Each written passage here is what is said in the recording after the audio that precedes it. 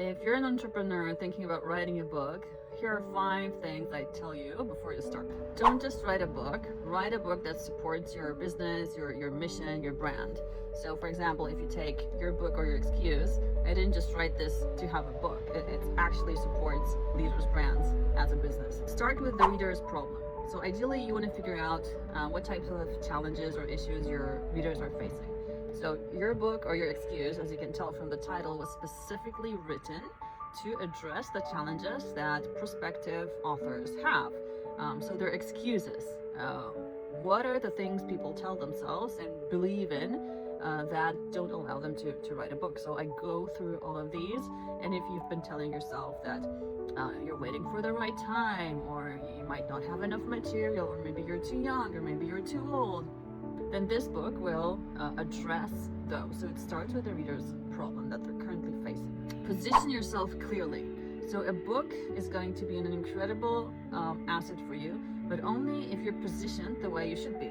So in your book or your excuse, I position myself as the leader who's been able to get more than 500 leaders through the book writing process, hundreds of them on bestseller lists. I mentioned the people that we've worked with. So I clearly position myself as the authority, and that's why this book is a wonderful asset for our business. And when I say wonderful, I mean like a 7-figure asset that brings us 7 figures into the business regularly. Use stories, not just strategies. So yes, we want to have a framework. I typically have a framework for whatever I do, and when I help our clients with their books, we come up with frameworks, but that's not what people remember. People remember stories.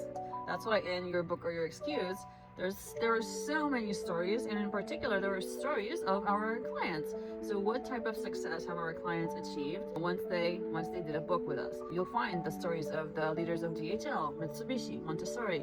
All these are memorable because these are stories that you can relate to. Think beyond publishing. Don't just think about publishing as the moment. In fact, I very often ask our prospective authors about the future once their book is out. And it's very rare that somebody says, just getting the book out will be a success. It's going to be a success, but we really need to think about it in terms of how is the business going to grow because we have our book out. How about our speaking? Are we able to charge more? Are we able to charge because before we were not?